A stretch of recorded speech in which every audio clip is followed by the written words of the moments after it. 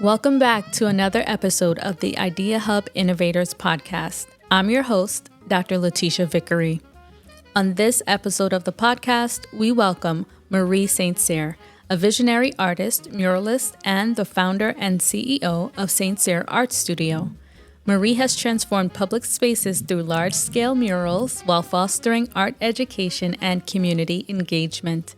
A graduate of the Fashion Institute of Technology, she built a multi-million-dollar mural company in just 3 years, participated in over 11 business development programs, and continues to create opportunities for artists.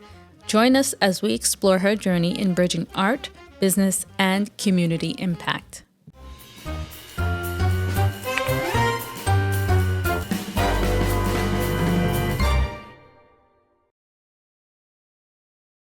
Welcome to another session of the podcast. So here with me today is Marie Saint-Cyr, and Marie will jump right in with you giving us a little bit of your background and what inspired you to start these businesses. She's a serial entrepreneur, y'all. Thank you for having me on the podcast again. Really excited to be here. Well, a quick background about me is I'm originally from Haiti. I immigrated here at 8 years old with my mom and my younger sister. And it wasn't until I came here that I got introduced to the arts. And growing up, I kind of used it as a way to channel my emotions. And it was very impactful for me. So I understand the impact that the arts can have on especially young children. So growing up, I kind of noticed in the communities that I was growing up, it wasn't as available or easily accessible. And, starting when I went to college, I kind of knew I always wanted to do something in the arts. But I also knew I didn't necessarily want to do the traditional path. There was something in me telling me, you have to pursue this pathway in the arts. You're going to create your own career, and it's going to be something combining art, business, and education, which were 3 of my passions. Because I had decided I wasn't going to choose between one. I wanted to do something that would allow me to pursue all of them, but I had no idea how I was going to do it. So it was more like stepping, in faith and just going with it to see what happens. But yeah, I went to FIT for a BFA in Fine Arts, studied abroad in Italy at Lorenzo De Medici. And while I was in college, I took a lot of business courses. It was actually not allowed for art students to take business courses, which kind of I work to my advantage now because this is something I want to bring into art colleges because I know how impactful it was for me. But the main reason I really started my own business, it was more so I saw there was a need and I wanted to fulfill it. I really started back in 2019 after I had done a 6 months art business fellowship in downtown Brooklyn. And I decided, my gut feeling told me like it's time to just go out on your own. So I decided I wasn't going to get a job at a nonprofit in the city and I was just going to stay on Long Island and do my own thing. So you said that you started because there was a need. What was the need you saw yourself fulfilling? So for me, I kind of just always remembered how much emotionally it impacted me, like having access to the visual arts, being able to engage in it. And the need was, there were a lot of students, whether they didn't have that access in their schools or in their communities, things like that. It was not as easily accessible. And sometimes I know for me, I had to kind of like go out of my way to get a lot of the resources that I needed.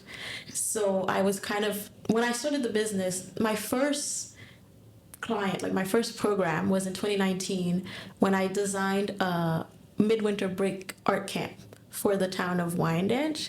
And the whole reason was so that way during the 1 week break, the kids in the community could have something to keep them engaged. And pretty much what happened for 5 days during the break, about 25 students came to the program.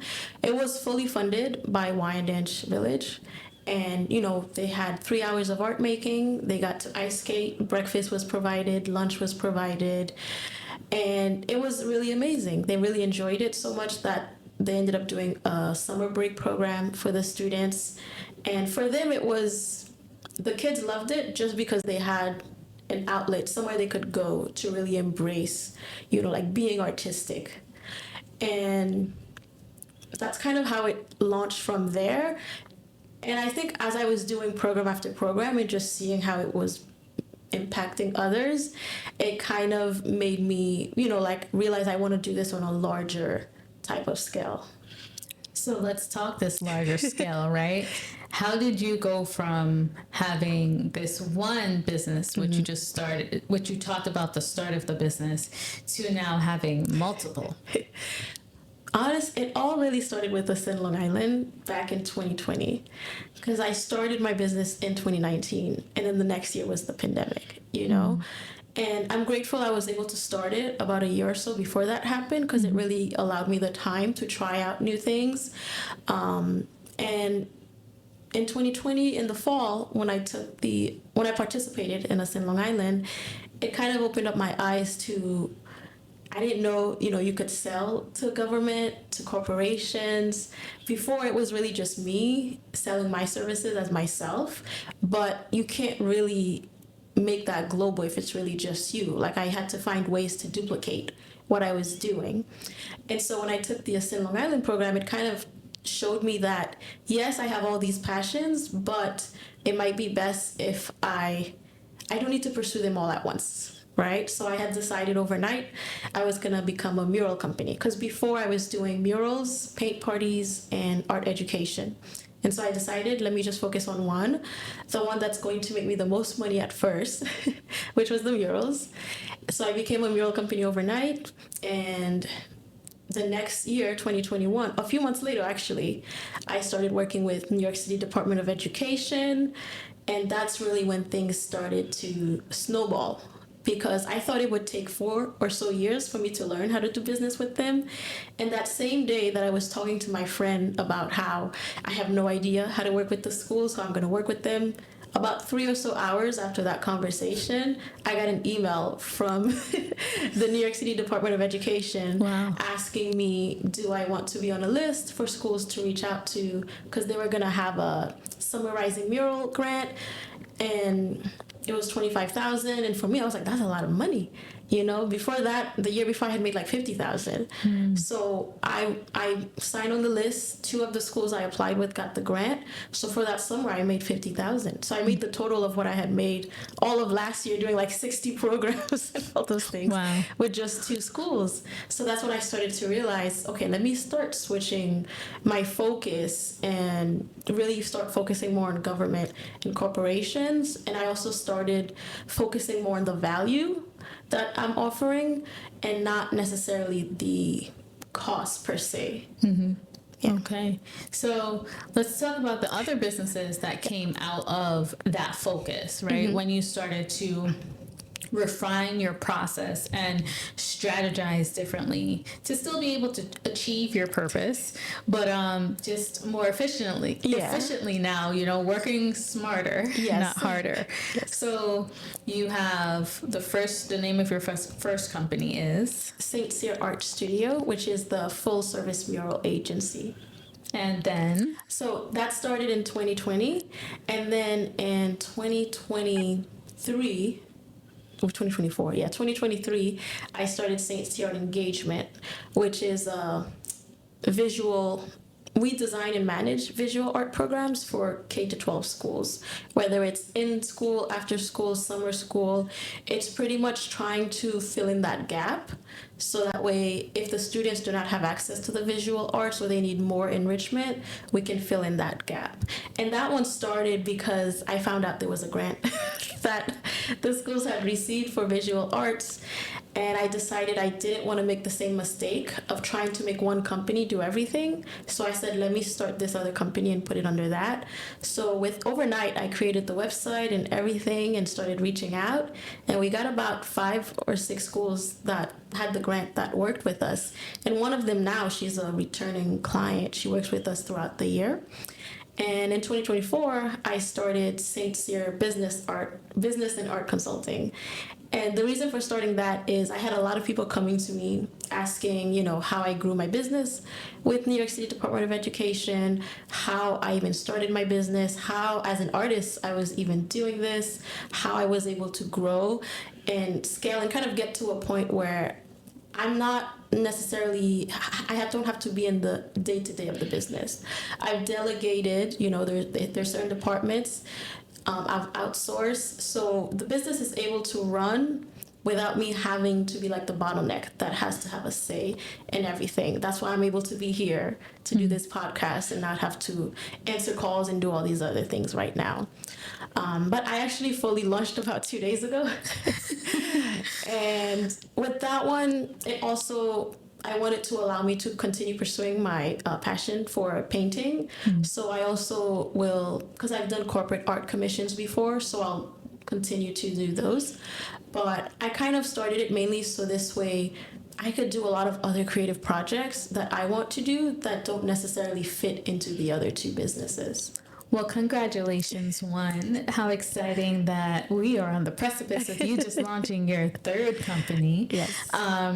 But with all that you're doing, let's get into what does your typical day look like? And it's so interesting how you're able to manage all of the responsibilities of being a business owner, and owner of multiple businesses that's, doing so many things, but you're still agile enough to see when other opportunities arise, and able to pull together quickly the resources you need to launch a new business in a lean and mean kind of way. But it's beautiful, y'all have to check out the website. So what does how do you structure your day? How do you, and I know I'm throwing a bunch at you, right? So how do you structure your day?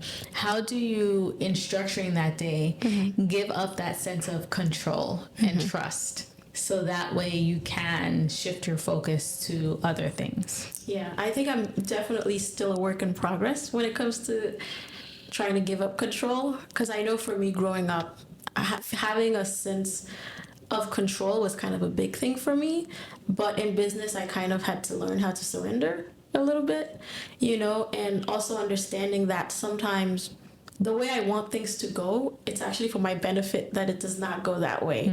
And usually I don't realize that until later on, but it's kind of realizing that, I never had planned for it to be 4 years later to be in this position. I couldn't really have imagined it. And so I try to tell myself, I can't focus so much on trying to force my life to be what I think it has to be, but really embrace what it's going to be.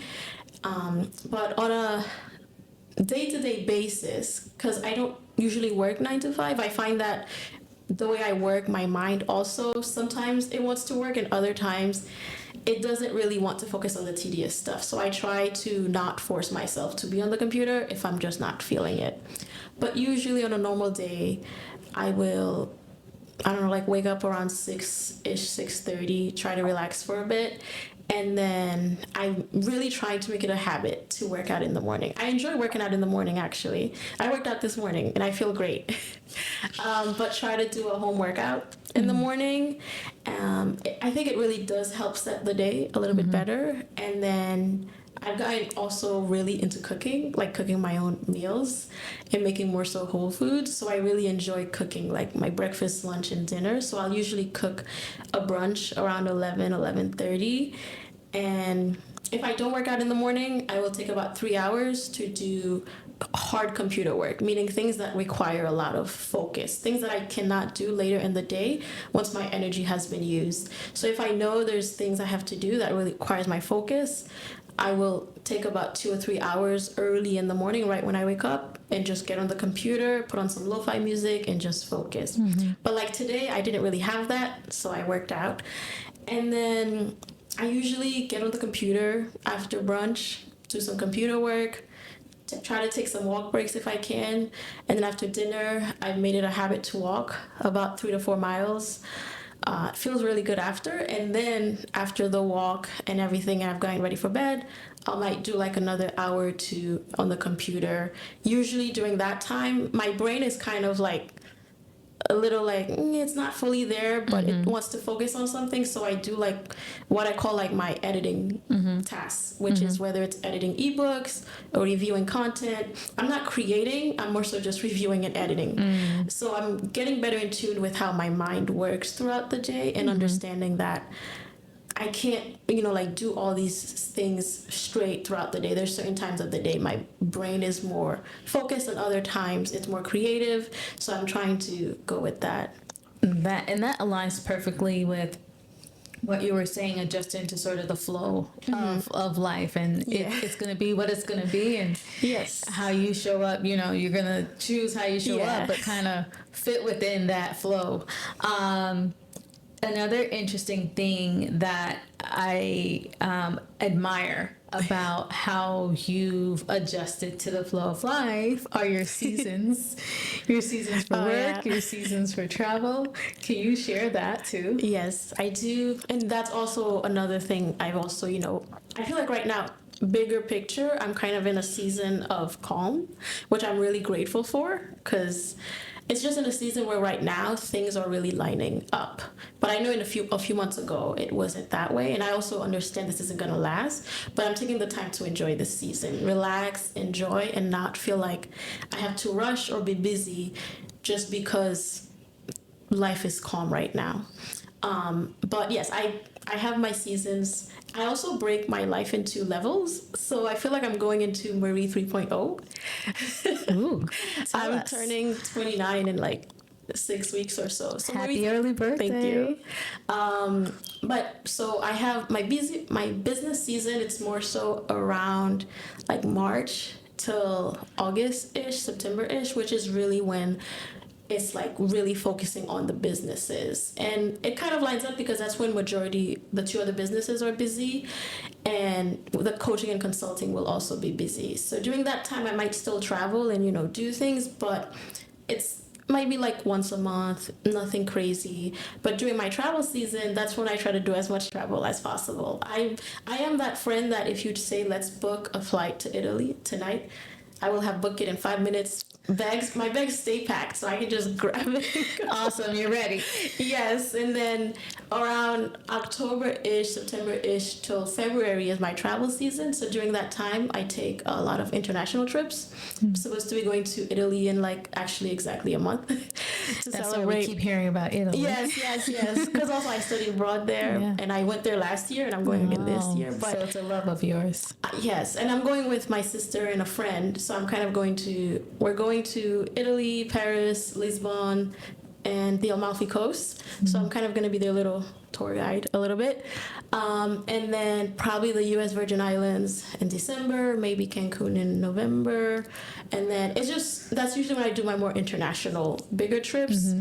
But I love to travel, and I'm grateful that as part of my work, I feel like travel, like I will be able to travel for work. Like work will allow me to see new spaces, and it already has. But it's just really amazing to kind of see like how everything comes together without me necessarily forcing it. And so sometimes when you like look back at, wow, 5 years ago, these are the things that, I would have never thought could happen, and now you're living it. Yeah, it's like makes me want to cry. Oh, that's amazing. But you know what's so beautiful about that is you're also making it happen, right? I really admire the fact that you can see an opportunity and be ready to pounce on it just like that, right? You're not hemming and hawing. Sometimes we go back and forth, and no, you're like, you know what? Oh, this is there. Let me go. Let me get this done. Next day, a whole new business with the website, y'all. She's official. Not just the paperwork, but a website too. And so I think that's really amazing. And so that's a perfect segue to get into the nitty-gritty of the business. You've been through so many training programs. You've really been a student of life, right? Yes. And you've understood the importance of being aware that you don't know a certain piece of knowledge, and then finding and tapping into the resources where you can find that knowledge. And one of the programs that you've mentioned thus far was Ascend, and how Ascend opened up your perspective and your mind to different things. Let's talk about those programs. You go into Ascend, and what else did you get from Ascend, and then some of the other programs that you were able to artists really benefit from being a part of? Yeah, so 2020 I did Ascend, and honestly, Ascend kind of launched me into a lot of the other programs because I met a lot of people through Ascend who kind of sponsored me for other programs. And I'm really grateful that I didn't really have to pay for any of the programs. And I did about 11 programs within a span of 18 months, which is actually a lot when you think about it.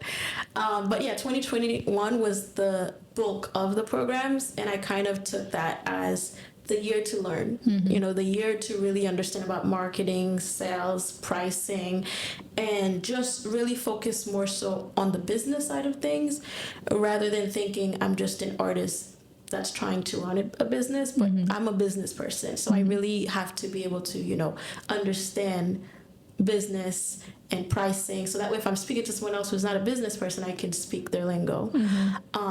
But yeah, I did Ascend, and then I met people from Ascend who kind of got me into other spaces. I did Duplessis Foundation program, which is more so focused on sales, which really helped me with my pricing, right? Because before, I think that year when I did the program, I had done a mural for like, I don't know, 1,500 or something. I didn't really get the full payment, but like it was like a mural for like 1,500, and you know, like by the end of the year I was charging like 25,000, you know, and understand your value. Like 75,000 is something we come across fairly often, you know. But it was also a mind shift because for me I would be like, who's paying that much for a mural? But I realized they're focused more so on the value. And I also realized as a business, I have to focus on offering as much value as we can to the client.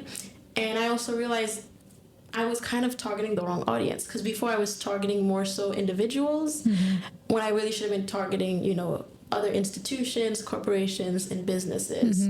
Meaning we can do a mural in a school that will impact the students and the staff and the community, but they don't have to pay for it. The school, the principal has the budget for that, you know. So just understanding who's going to be impacted by what you're selling, but who ultimately has the money to pay for it are kind of two different things. I also did the Goldman Sachs 10 KSB program in 2022, and that was during a time when my business was like tripling in size, right? We had done outreach and we kind of got lucky. It was a perfect opportunity. We reached out to 300 schools. Apparently they had 75K that year to spend in the arts. So when we did outreach to them, they had money to spend. Wow. And we closed about $500,000 within a matter of like 4 weeks. That's amazing. I did not make $500,000 the year before. Nowhere near it. Right. So it was like we kind of had to be forced to change. So within a few weeks, I think I hired like 40 artists, which honestly, I didn't go the best way about it, but I didn't really know what I was doing. But we grew from like a team of who did like 1 or 2 murals a month to having to do 4 or 5 murals a week simultaneously, you know. And then that's when I ran into understanding you can have a lot of receivables, but if you don't have money in the bank, it's a big problem. So I started to understand cash flow and you know, understanding what lines of credits are and kind of understanding your business cycle and how to prep for it. And yeah, that was a hard year. And then it happened again the next year where we had another influx of just a lot of clients coming in. And we also realized we were kind of doing things where a lot of the people who worked for us were employees, but really the business was more so, we should keep it as project by project based. So right now, majority of the people who work for us are freelancers. The designers, the artists, we outsource a lot of the admin so that this way, during the slow season, we don't have to worry about needing to keep people on the team, if that makes sense. And this way, this also allows them to go out and pursue other stuff, and they understand when our busy season is, so they can kind of like put us on the schedule for, okay, like I know one of our freelancers, I think she's in Hawaii right now, scuba diving, enjoying her life, because we had made it clear, you know, the summer was going to be kind of a bit slow.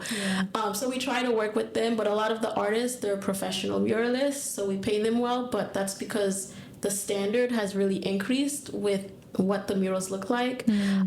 We also had to kind of restart over the whole within like the team. A lot of people had to be let go because honestly, they just told me they didn't want me to grow, and I'm like I'm the owner, and I want to grow my business and pursue these other things. And if you don't want to be a part of that growth, so it was a lot of hard lessons had to learn, because I thought I wanted it to be a company that was for artists, by artists, and all those things. But I had to realize, a lot of artists are not as business oriented or business minded as I am, but they do have that creative talent. So maybe that should just be how I work with them. But yeah, I did. I did a lot of programs, and I always tell people, whatever business programs that you can do, especially if you can get sponsored or if it's free, just do them, because you really never know the connections you'll make and where it will take you.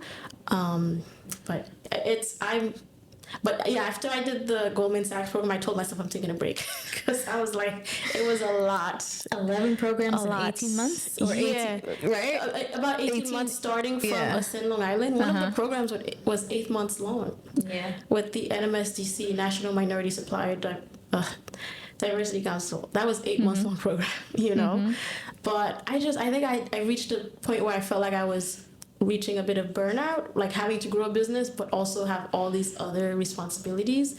So I said, let me take a break and just really focus on the business. And that's really also when all the changes within the business started happening. Like every day there was a new fire to throw. And I know my sister had joined the business in 2021, and she honestly saved the business, because I was a people pleaser. She was not. So she saw a lot of people for who they were when I couldn't. And now she launched her business this year too. And in 2 weeks, we're going to Florida for an expo for her food business, Flavor Mingle. She's trying to get into stores.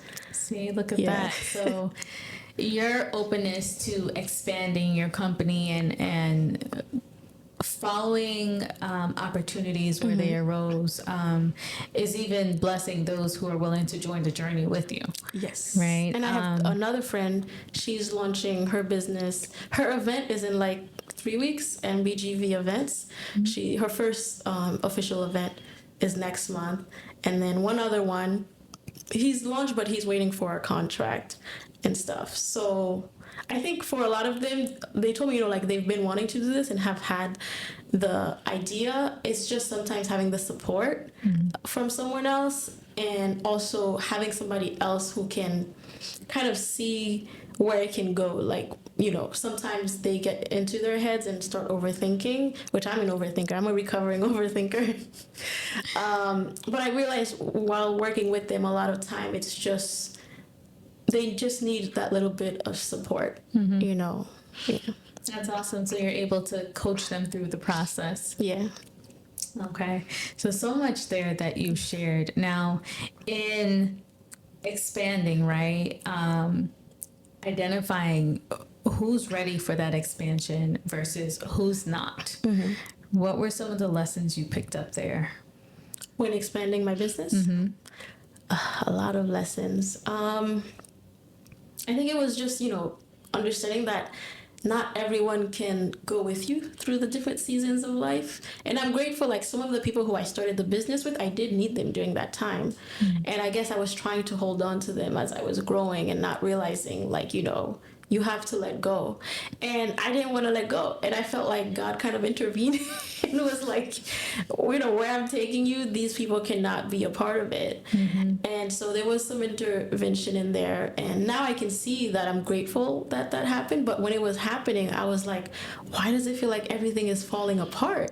It's hard. Yeah, and I'm just like, what is going on? I remember there were like many months, like back to back, where just like literally if I did not get the paycheck like that day, because I have to pay, I don't know, 30,000 in invoices, and I'm in the negative, and like trying to keep face and just trying to pray that I get this check on this day so that way it can process and I can pay people. Or, me and my sister, sometimes we would get into it because we lived together. We had bought a house in 2022. So we lived together, we worked together, we paint together. And, sometimes we would just, at midnight, she'd be like coming out, because we would always talk about business. But it was starting to get to a point where we were both getting frustrated with the business and stuff. But some lessons I learned was definitely creating systems and processes. Right. Because before I was one of those people that thought like my way is the best way to do it. So I need everybody to do things my way, but I've definitely realized I'm not the best at everything, nowhere near it. And like currently right now, a lot of people that are in the positions, I trust them and they actually do things better than I would do. And I've also learned about, I think, pricing properly. In the past, I think it was a quote like, don't determine the client's budget for them, but realizing that, sometimes I would kind of kick myself in the butt by thinking, oh no, this person can't afford this and blah, blah, blah. And then try to, so like in those kind of scenarios, I had to change that mindset a little bit, kind of feeling like I'm not deserving of someone paying all this money for this service that I'm offering. And then automations, those are my best friends now. Automating things as much as I can, it really makes life easier. And utilizing a CRM, because before we had no CRMs. So when we started to get like 40, 50, people we're talking to at a time, if you don't have a platform to keep track of where each person is and to make sure you can make each person feel like they're number one focus in your business, that really makes a difference. Yeah. So having the proper softwares and also just being willing and understanding to know like when something isn't working. Every year in the business now we have a meeting where I believe it's next week where we just meet everybody and we talk about what went wrong in the past year, what didn't go so well, what went well, and what could be done better. And then we take time and review each department, and then we kind of leave with a list of action steps that everyone's going to do, but the whole focus is how to make things more efficient and easier for us.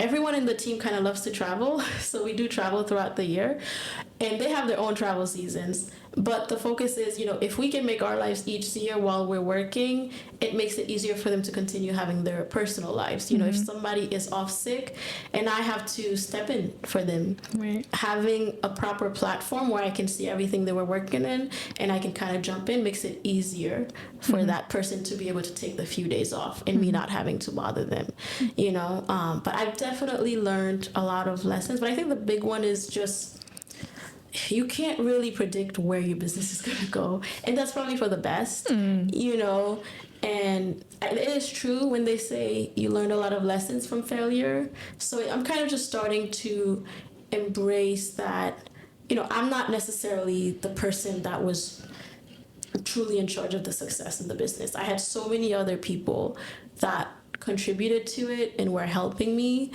And, I'm excited to see where the business are going to be in a year or so, especially with consulting, because that one really allows me to do projects that I really enjoy that might not fit into one of the other two businesses. And I launched 2 days ago, and I think, today I have to submit 2 quotes. So, it's already starting. It's already starting. All Yes. right. All right. So, we've talked about your personal journey, your passions, the impact that you hope to have.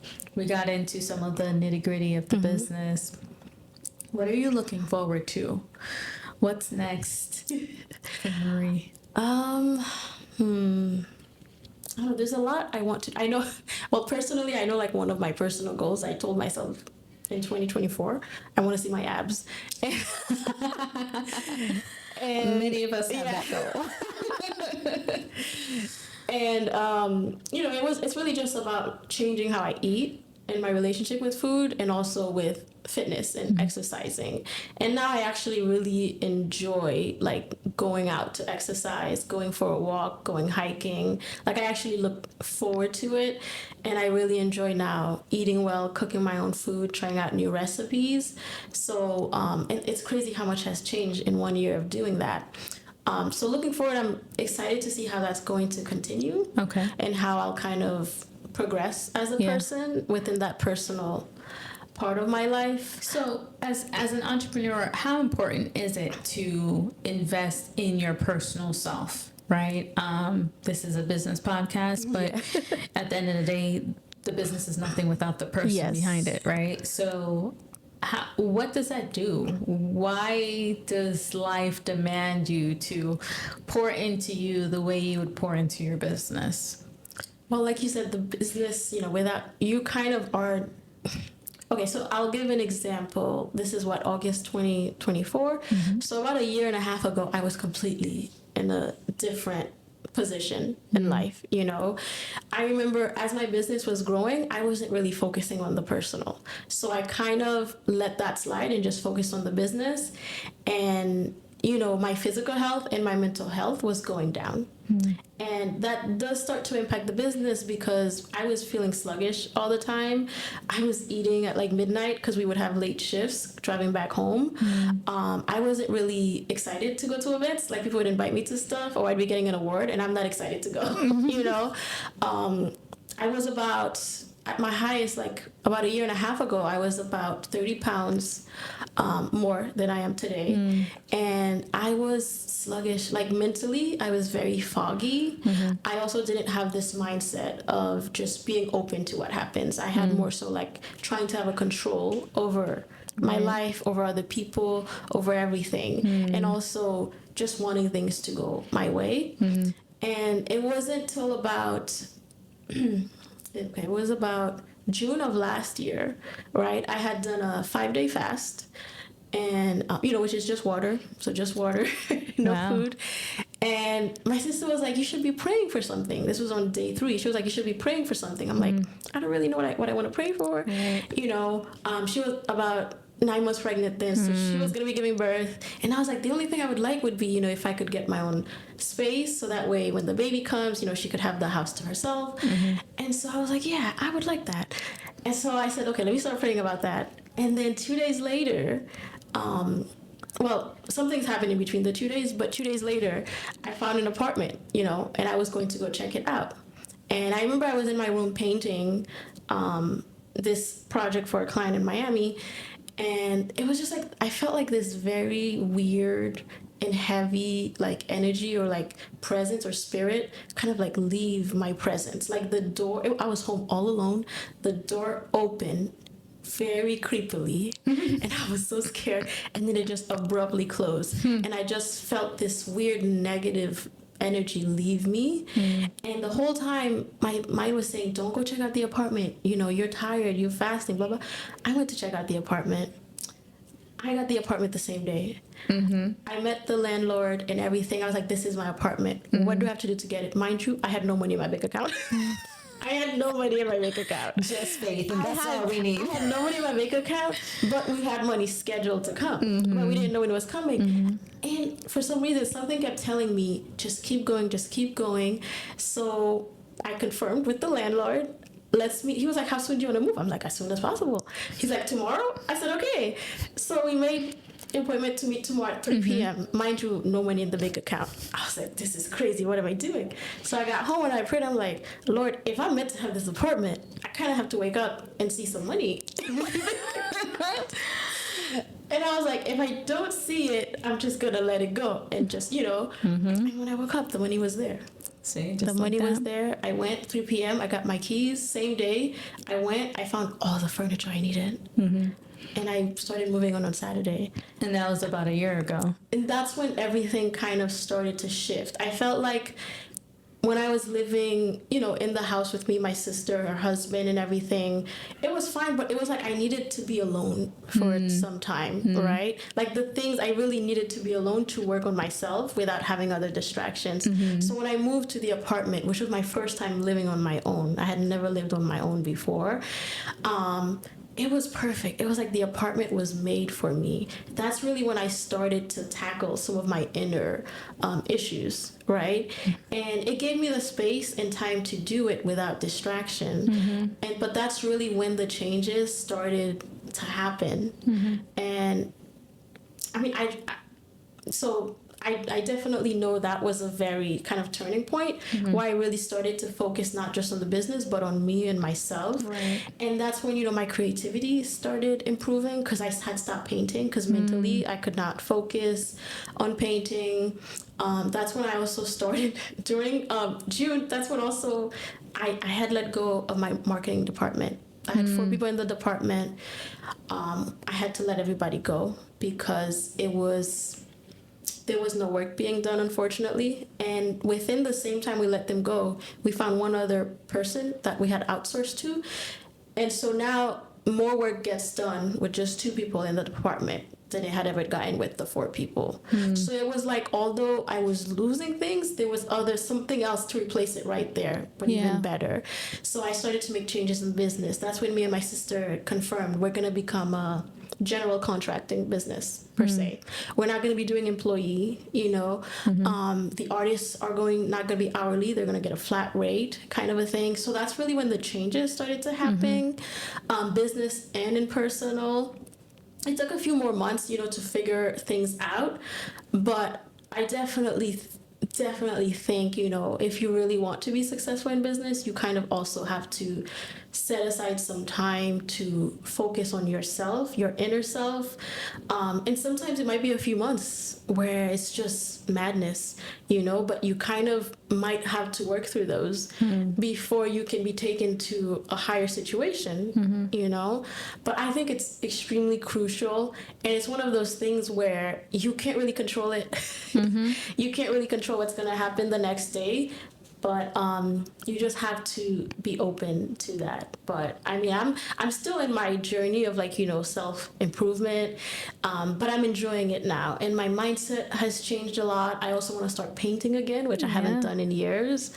So it's just a big change. And that's why I feel like I'm going into Marie 3.0. All right. You know? Well, come on forward, Marie 3.0. We're excited to see what Marie 3.0 will do in this new phase, a new part of your journey. So much has been shared and unpacked. You've talked about the pivots and how you've been open to letting things go, the scary process of letting things go, but trusting that something is on the other side of that. That is good, and waiting to come in and walk through that door and to help you be even better than what you were before. And so many gems, so many takeaways from this. Let's go back to some of the exciting things you're looking forward to. So we know that the consulting projects are on their way. You mentioned some awards. Oh, right? What awards are these? Okay, so last year in 2023, I received the Young Entrepreneur of the Year award from the Small Business Administration. About 2 years ago, in 2021, I got from the New York State Empire Development, it was the Young Entrepreneur of the Year award, which was like a year after being in business. So it was interesting. I received an award from the Department of Education, more so for what we've been doing in the arts in the schools. I received some other awards for some of my personal stuff, but I'm excited. I'm supposed to be having an article in Forbes coming out in November. Congratulations. So that will be exciting. And honestly, it wasn't something that I went after. You know, a lot of the opportunities I've been getting, they've kind of just been coming to me. Whereas in the past, I felt like I had to go get them. Like I always had to be busy and always hustling, and that's the only way to get things. But I realized sometimes you have to just sit back, and if it will be, it will, you know, it will be. But I'm definitely looking forward to my traveling season and just being in the air. Let me give a point of clarification for those up and coming entrepreneurs who are watching. Take note that she said there was a hustling season. Yes. Okay. That hustling, that, you know, tilling of the ground, that planting, that watering of the seed is necessary. Because when the growing season happens, then you can sit back a little bit, though you still have to be watchful. Right? And so all these things are coming to you now because of all of the work that you did do during your sowing season, when you were sowing the seeds, watering them, being very watchful of the seeds as they grew, and now you can reap the benefits even as you sow others and you till other soils. And I think, you know, it's very important to remember sometimes, you know, like there was, I think this year, I was like, we within the first quarter, we made more money than we did the whole last year. And I was like, this is such a big blessing. But the thing is, a lot of times when big opportunities, big blessings, all of those things come, they require so much work, you know? So it doesn't mean like now I don't do work. It's just more so, it's not as physical as it used to be. A lot of it now is more mental, whereas in the past few years, it was more like 12 hours, 13, 14-hour physical. Now it's just more so strategic, big picture thinking kind of stuff. But a lot of times the opportunities, you know, don't be upset if the thing you kept asking for, if you got, you know, when you do get it, it requires a lot more extra work. So but there was a hustling season. I'm sure I'm going to be going into one soon. That's why I'm enjoying this quiet season right now. Yeah, you're preparing for the next one to so I come. can have the energy. Exactly. And so for you, what kinds of partners are you looking for? I mean, I'm always open to partner with others who are looking to make an impact in some kind of way. So whether it's organizations who work with businesses, who want to have me come in and talk to them, business owners, especially if you're looking to do work with the Department of Education, artists, definitely looking to work with artists, because I really want to, I feel like if we're able to really business development for artists is crucial, because if artists are able to really understand the business side of art, you know, like their creative talent can really flourish, right? Because honestly, you need to be able to make money to keep things going, right? But it's not even just that, it increases the kind of impact you can have, right? Rather than keeping it small. If you can be more business minded and turn it into a business and commercialize it, your impact can increase. With our murals, a lot of the focus is impact. With Saint-Cyr Art Engagement, we impact thousands of students by going into the schools and bringing the visual art programs. With the consulting, the impact is to the clients, whether they're starting a business, growing a business, or a town that's trying to bring public art to the town. You know, it's all about focus on the impact. I know I also have during my walk yesterday, something that I really just had to remind myself is sometimes it's not about making money.